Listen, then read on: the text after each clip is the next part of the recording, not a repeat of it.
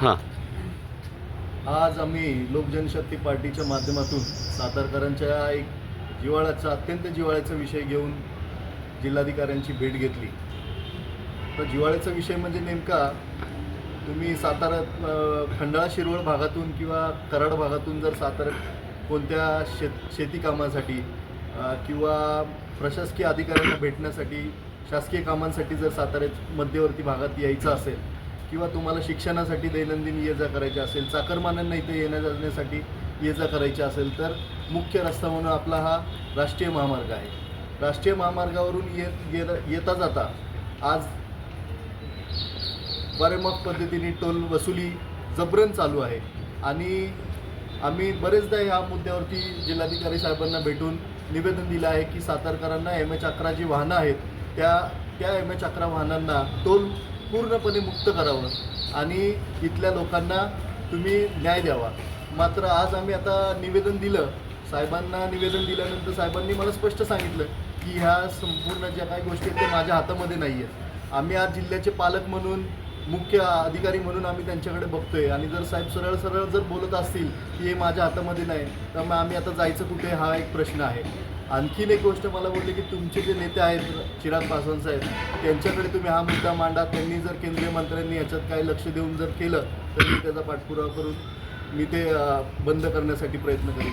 मी आज या ठिकाणी तुमच्या माध्यमातून मी जिल्हाधिकारी साहेबांना पण सांगू इच्छितो आणि मी संपूर्ण सातारकरांना पण सांगू इच्छितो की लोकजनशक्ती पार्टीचे नेते चिराग पासवान साहेब हे केंद्रीय फूड प्रोसेसिंग इंडस्ट्रीजचे मिनिस्टर आहेत.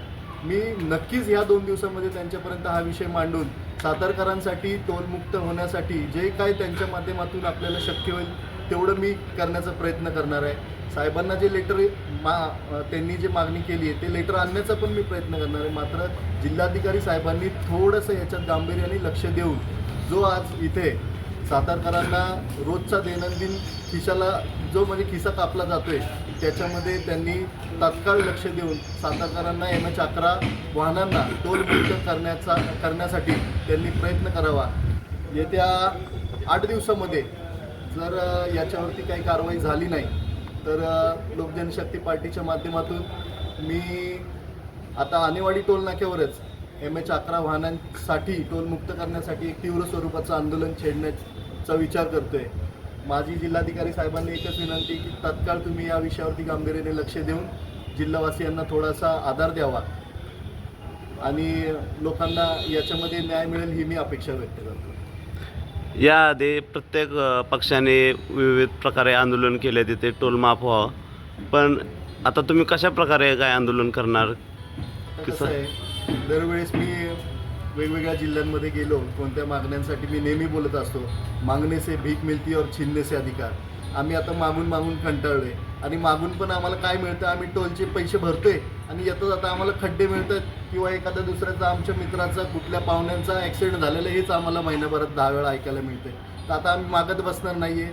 जिल्हाधिकारी साहेबांनी स्पष्ट हातवरती केलेत की माझ्या हातामध्ये नाही आहे. आता आम्ही काय करू की बाबा आमच्या माध्यमातून कुठे जाऊन ज्यांच्या हातात असेल त्यांच्याकडे एकदा मागण्याचा प्रयत्न करू. जर नाही मिळालं तर ते कसं घ्यायचं ते आम्हाला चांगलं कळतं आणि ते संविधानिक माध्यमातून मार्गाने आम्ही ते मिळवून घेण्याचा सातारकरांसाठी लोकजनशक्ती पार्टीच्या माध्यमातून प्रयत्न करणार आहे. आपल्या पक्षाचे नेते केंद्रामध्ये मंत्री आहेत, त्याबाबत आपण सातारा जिल्ह्यासाठी काय मागणी करा? आता तुर्तास तर आपण ही या पत्राच्या माध्यमातून मागणी करते की सातारकरांना पहिला टोल मुक्त व्हावा. त्याच पद्धतीने बरेचसे आता फूड प्रोसेसिंगच्या गोष्टी आहेत जे साहेबांकडे मिनिस्ट्री आहे. त्यातून मी साहेबांना पण बोललो की जर जागा उपलब्ध होत असेल तर पश्चिम महाराष्ट्रामध्ये जे फूड टेक्निकल इन्स्टिट्यूट आपल्याला करायचं ते आपण सातारा जिल्ह्यामध्ये घेऊ शकतो, जेणेकरून जे साताऱ्यातले युवक जो माझा बाहेर मुंबई पुण्यासारख्या ठिकाणी जो जातोय त्याला शिक्षणासाठी इथंच संधी मिळेल. अशा फूड प्रोसेसिंगसाठी ज्या काही गोष्टी आहेत ते मी आमच्या नेत्यांच्या माध्यमातून निश्चितच इथे देण्याचा प्रयत्न करणार आहे.